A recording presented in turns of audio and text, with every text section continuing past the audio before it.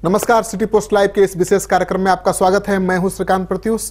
आपके लिए एक बड़ी खबर लेकर आया हूं। मुख्यमंत्री नीतीश कुमार ने आज मीडिया के सामने जमकर मुजफ्फरपुर बालिका महारेप कांड पर बोला है। उन्होंने सबसे बड़ा ऐलान ये किया है कि अब इस तरह के बालिका केंद्र के संचालन का काम किसी भी एनजीओ को नहीं दिया जाएगा। आपको पता है कि पहले इस तरह के सारे काम एनजीओ को दिए जाते थे और पूरे बिहार में एनजीओ के जरिए ही बालिका गृहों का संचालन हो रहा है। लेकिन अब मुख्यमंत्री ने कह दिया है कि जिस तरह से महिला रिमांड होम का संचालन सरकार खुद करती है, वहाँ पर सरकारी भवन सरकार का होता है और सरकारी कर्मचारी होते हैं देखभाल के लिए, ठीक उसी तर्ज पर उन्होंने मुख्य सचिव को एक खाका तैयार करने का निर्देश दिया है।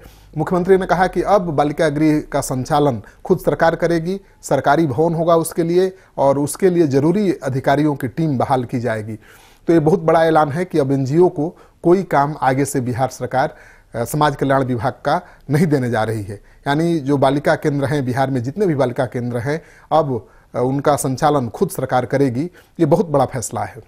मुख्यमंत्री नीतीश कुमार ने दूसरा सबसे बड़ा ऐलान ये किया कि उन्होंने कहा कि विपक्ष लगातार आरोप लगा रहा है, पुलिस अपने तरह से अच्छे ढंग से इसकी जांच कर रही थी, पुलिस की जांच में कोई कमी नहीं थी, फिर भी ये भ्रम फैलाने की कोशिश विपक्ष द्वारा की जा रही थी कि किसी को बचाने की, किसी को फंसाने की कोशिश की जा रही है। और इसी बात को ध्यान में रखते हुए उन्होंने ही ये फैसला लिया था कि मामले की सीबीआई जांच हो जाए। उन्होंने सीबीआई जांच का आदेश भी दे दिया, सीबीआई जांच शुरू भी कर चुकी है, लेकिन अभी भी विपक्ष अपनी राजनीति करने से बाज नहीं आ रहा है।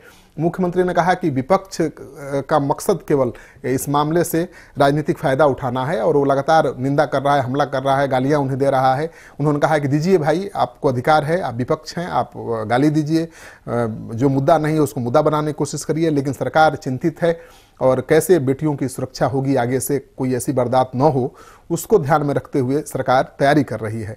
तो मुख्यमंत्री नीतीश कुमार ने कहा कि जो दिल्ली में कैंडल मार्च कर रहे थे, उनको देखकर उन्हें आश्चर्य हो रहा था कि मुजफ्फरपुर दुष्कर्म कांड से लोग आहत हैं, पीड़ित हैं, दुखी हैं, मर्माहत हैं, पूरा देश शर्मसार है, हर बिहारी शर्मसार है और वहीं कैंडल मार्च में शामिल लोग मुस्कुरा रहे थे। ये कैसा कैंडल मार्च था, किस तरह की बेटियों की रक्षा ये करना चाहते हैं। उन्होंने ये भी कहा कि इस कैंडल मार्च में ऐसे लोग थे जो महिलाओं के खिलाफ बयान देने के लिए जाने जाते हैं। पूरा देश जानता है कि महिलाओं के खिलाफ उनकी टिप्पणी आती रहती है। मुख्यमंत्री ने विपक्ष पर जमकर निशाना साधा और अपने विभागीय मंत्री मंजू वर्मा का बचाव भी किया। उन्होंने कहा कि किस फैसले को किस स्तर पर लिया गया है और कौन दोषी है, ये तो सीबीआई जांच में बात साफ हो जाएगी और उसके बाद कोई बचने वाला नहीं है। अगर मंत्री के स्तर पर कोई गलत फैसला हुआ होगा तो मंत्री भी जाएंगी, अगर उनके लोग उसमें शामिल होंगे वो भी नहीं बचेंगे। मुख्यमंत्री ने कहा कि लेकिन आरोप साबित होने से पहले ही किसी का इस्तीफा मांगना ये कहाँ का तरीका है, एक कैसी तरीका बात है। उन्होंने कहा कि उनको इस्तीफा देने की जरूरत नहीं है, उन्होंने अपना पक्ष उनके सामने रख दिया है, जांच हो रही है, जांच में अगर वो दोषी पाई जाएंगी या उनके लोग दोषी पाए जाएंगे तो सरकार किसी को छोड़ने वाली नहीं है।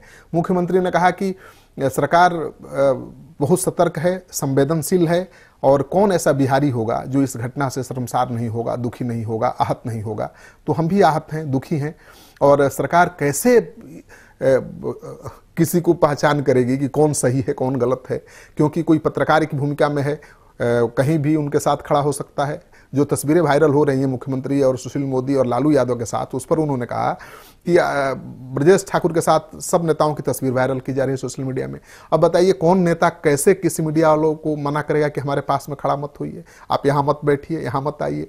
तो ये तो हर राजनेता की मजबूरी है कि वो किसी को मना नहीं कर सकता, कोई भी उसके साथ आकर तस्वीर खिंचा सकता है, लेकिन इसका मतलब ये तो नहीं कि वो नेता भी दोषी है, उस पाप का भागी है। तो इस तरह का जो अनर्गल आरोप लगाया जा रहा है उस पर उन्होंने काफ़ी तीखी प्रतिक्रिया व्यक्त की और मुख्यमंत्री ने कहा कि उनका रिकॉर्ड नहीं है किसी को बचाने का और किसी को फंसाने का, लेकिन कोई अगर गलत पाया गया, किसी ने अगर गड़बड़ी की है या गड़बड़ी करने वालों को कोई बचा रहा है तो बचेगा नहीं। उनका ये रिकॉर्ड रहा है और इस रिकॉर्ड को टूटने नहीं देंगे। तो मुख्यमंत्री आज काफ़ी आक्रामक थे और उन्होंने कहा कि जो कार्रवाई विभागीय स्तर पर होनी चाहिए, जो अधिकारी इसके लिए जिम्मेवार हैं, जो कंट्रैक्ट देने में जिनकी अहम भूमिका थी, उनकी पहचान की जा रही है। 10 से ज़्यादा अधिकारियों के खिलाफ विभागीय कार्रवाई शुरू भी हो चुकी है और कोई भी जो दोषी होगा वो बचने वाला नहीं है। तो आज बहुत दिनों बाद मुख्यमंत्री ने प्रेस कॉन्फ्रेंस में जमकर विपक्ष पर हमला किया और अपना पक्ष रखा। और सबसे बड़ा ऐलान, जैसा कि मैं पहले बता चुका हूं आपको, कि सबसे बड़ा ऐलान ये किया कि अब किसी भी बालिका केंद्र के संचालन का काम या महिलाओं से जुड़ा हुआ कोई भी काम अब किसी एनजीओ को नहीं मिलेगा। तो एनजीओ के लिए, जो बिहार में काम कर रहे हैं इस क्षेत्र में, उनके लिए तो बहुत तगड़ा झटका है।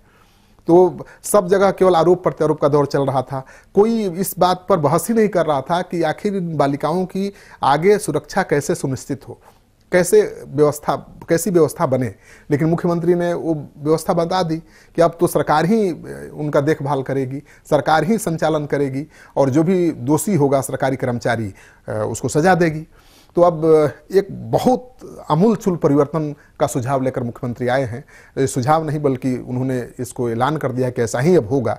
तो मानकर चलिए कि अब जो भी राज्य के बालिका गृह हैं अब सरकार के संचालन में सीधे देखरेख में चलेंगे और एनजीओ की कोई उसमें भूमिका नहीं होगी।